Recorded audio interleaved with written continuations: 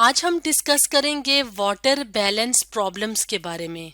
और water balance problems को हम कहाँ पे पढ़ेंगे? सेल्स में। तो जैसे कि हमने अपनी पहली वीडियोस में डिस्कस किया था कि वाटर या दूसरे जो मॉलिक्यूल्स होते हैं वो सेल के अक्रॉस यानी सेल के अंदर और बाहर कैसे मूव करते हैं। नॉर्मली जो मॉलिक्यूल्स होते हैं वो अक्रॉस द सेल मेम्ब्रेन यानी सेल लिविंग जो सेल्स होते हैं प्लांट्स के या एनिमल्स के या ह्यूमन बीइंग्स के, तो वहां से अंदर और बाहर मूव करते हैं जिन प्रोसेसेस से। तो उन प्रोसेसेस में शामिल है डिफ्यूजन का प्रोसेस, इसके अलावा फैसिलिटेटेड डिफ्यूजन का प्रोसेस और इसके अलावा ऑस्मोसिस का प्रोसेस। तो यहाँ पे अगर हम एक डायग्राम की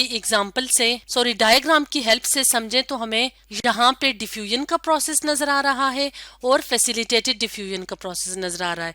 और ये क्या है? ये वाली जो लेयर है ये सेल मेम्ब्रेन की लेयर है और सेल मेम्ब्रेन के अंदर double layer of lipid molecules के होते हैं या लिपिड लेयर्स होती हैं जिससे लिपिड बाइलेयर कहा जाता है। इसके अलावा सेल मेम्ब्रेन में खास किस्म की प्रोटीन्स भी होती हैं जो कि सेल मेम्ब्रेन का इंटेग्रल पार्ट यानी इंपॉर्टेंट पार्ट होती हैं। तो डिफ्यूजन में क्या होता है कि मॉलिक्यूल्स मूव करते हैं हायर कॉन्सेंट्रेशन से लोअर कॉन्सेंट्रेशन की तरफ। और अगर हम बात करें फैसिलिटेटेड डिफ्यूजन की, तो फैसिलिटेटेड डिफ्यूजन में भी मॉलिक्यूल्स मूव करते हैं from higher concentration to lower concentration. लेकिन फैसिलिटेटेड डिफ्यूजन में मॉलिक्यूल्स खास किस्म की जो प्रोटीन्स होती हैं जो सेल मेम्ब्रेन में होती हैं उनकी हेल्प से मॉलिक्यूल्स मूव करते हैं अक्रॉस द मेम्ब्रेन। और अगर हम बात करें ऑस्मोसिस के प्रोसेस की, तो ऑस्मोसिस का प्रोसेस कौन सा प्रोसेस होता है? ऑस्मोसिस के प्रोसेस में मॉलिक्यूल्स की डिफ्यूजन होती है अक्रॉस द मेम्ब्रेन यानी ऑस्मोसिस के लिए एक मेम्ब्रेन की जरूरत होती है। और वो कौन सी मेम्ब्रेन होती है? Semi permeable membrane. Semi permeable membrane कौन सी मेम्ब्रेन होती है? जो अपने अंदर से कुछ मॉलिक्यूल्स को पास होने देती है और कुछ मॉलिक्यूल्स को पास नहीं होने देती। और ऑस्मोसिस के प्रोसेस में डिफ्यूजन किन मॉलिक्यूल्स की होती है? वाटर के मॉलिक्यूल्स की डिफ्यूजन होती है। तो आज की वीडियो में हम देखेंगे वाटर बैलेंस प्रॉब्लम्स के बारे में। तो वाटर बैलेंस प्रॉब्लम्स को डिस्कस करने से पहले हम ये देख लेते हैं कि सॉल्यूशंस कितने टाइप के होते हैं, यानी जो लिविंग सेल्स होते हैं उनके अंदर या बाहर सॉल्यूशन किस टाइप के होंगे। तो उस टाइप की बेस पे मॉलिक्यूल्स अंदर या बाहर मूव करेंगे या उसका इफेक्ट होगा लिविंग सेल्स के ऊपर। तो नॉर्मली जो सॉल्यूशंस होते हैं वो तीन टाइप के होते हैं। एक को हम कहते हैं आइसोटोनिक सॉल्यूशन, एक को कहते हैं हाइपोटोनिक सॉल्यूशन और एक होता है हाइपरटोनिक सॉल्यूशन। तो हम वन बाय वन करके सॉल्यूशंस की इन तीनों टाइप्स को पढ़ेंगे और ये देखेंगे कि डिफरेंट टाइप के जब सॉल्यूशंस हों तो उसका लिविंग सेल्स के ऊपर यानी ह्यूमन बीइंग्स या प्लांट्स या एनिमल सेल्स के ऊपर क्या इफेक्ट होता है। और हम जानते हैं कि सॉल्यूशन में क्या होता है, दो या दो से ज्यादा जो सब्सटेंसेस होते हैं उसका मिक्सचर होता है। और सॉल्यूशन के अंदर जो एक कंपोनेंट होता है उसको कहते हैं सॉल्यूट और जो दूसरा कंपोनेंट होता है उसको कहते हैं सॉल्वेंट। तो सॉल्वेंट वो वाला कंपोनेंट होता है जो कि अपने अंदर सॉल्यूट को डिसॉल्व करता है यानी हल करता है। मिसाल के तौर पे अगर हम वाटर की बात करें तो वाटर क्या है? एक सॉल्वेंट है। इसके अंदर जो दूसरे सब्सटेंसेस होते हैं वो डिसॉल्व हो जाते हैं। तो अब हम बात करते हैं सॉल्यूशंस के बारे में। तो सबसे पहले हम डिस्कस करेंगे हाइपोटोनिक सॉल्यूशन के बारे में।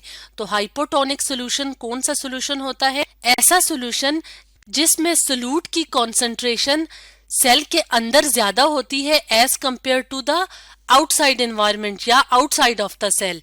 तो हाइपोटोनिक सॉल्यूशन को हम एनिमल सेल में भी देख लेते हैं और प्लांट सेल में भी देख लेते हैं और साथ ये डिस्कस कर लेते हैं कि इसका इन सेल्स के ऊपर इफेक्ट क्या होता है।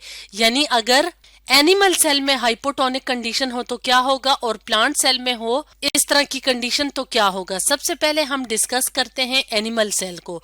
तो एनिमल सेल के अंदर अगर हाइपोटोनिक कंडीशन होगी, हाइपोटोनिक का क्या मतलब होगा कि सेल के अंदर सॉल्यूट की कॉन्सेंट्रेशन ज्यादा होगी as compare to the outside environment. तो इस कंडीशन में क्या होगा कि पानी बाहर से अंदर की तरफ मूव करेगा, क्योंकि यहाँ पे क्या है, अगर हम अंदर देखें तो सॉल्यूट की कॉन्सेंट्रेशन ज्यादा है। तो इसका मतलब है कि अंदर वाटर कम होगा और बाहर वाटर ज्यादा होगा। तो वाटर जो है वो बाहर से अंदर की तरफ मूव करेगा।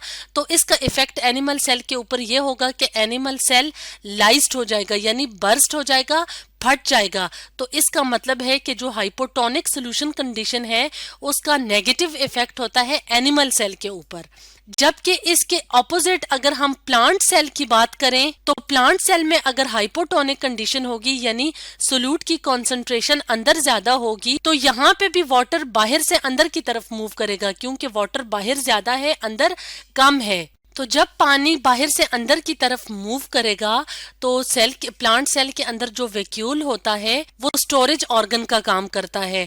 तो वैक्यूल क्या करेगा, पानी को एब्जॉर्ब करेगा। इसका नतीजा क्या होगा कि जो प्लांट सेल होगा वो टर्जिड हो जाएगा। टर्जिड का मतलब होता है स्वोलन कंडीशन। तो जब प्लांट टर्जिड होता है तो इसका मतलब है कि जो प्लांट सेल है या प्लांट है वो हेल्दी कंडीशन में है, क्योंकि जब प्लांट के सेल्स वाटर एब्जॉर्ब करते हैं और वो टर्जिड हो जाते हैं तो इसका मतलब है कि वो नॉर्मल कंडीशन में है यानी हेल्दी कंडीशन में है। तो इसका मतलब है कि हाइपोटोनिक सोल्यूशन का जो इफेक्ट है वो प्लांट सेल के ऊपर पॉजिटिव है और एनिमल सेल के लिए ये क्या है, डेंजरस है यानी नेगेटिव इफेक्ट रखता है। अब हम बात कर कंडीशन या हाइपरटोनिक सोल्यूशन। तो हाइपरटोनिक सोल्यूशन में क्या होगा कि सोल्यूट की कंसंट्रेशन आउटसाइड द सेल ज्यादा है as compare to the inside environment. तो यहाँ पे हम दोबारा एनिमल और प्लांट सेल की एग्जांपल लेते हैं। तो क्या होगा कि अब इस एनवायरनमेंट में क्या है कि सोल्यूट की कंसंट्रेशन सेल के बाहर ज्यादा है, यानी अंदर सोल्यूट की कंसंट्रेशन कम है बाहर ज्यादा है। तो इस बात का क्या मतलब है कि अंदर सॉल्वेंट की कंसंट्रेशन यानी वाटर ज्यादा है, तो वाटर क्या करेगा, अब अंदर से बाहर की तरफ मूव करेगा। तो इसका क्या इफेक्ट होगा कि जो एनिमल सेल है वो श्रिवल्ड हो जाएगा। श्रिवल का क्या मतलब होता है, सुकुड़ना, यानी इस तरह रिंकल्ड सिचुएशन नजर आएगी। तो ये क्या होगा, ये भी नॉर्मल कंडीशन नहीं है एनिमल सेल के लिए।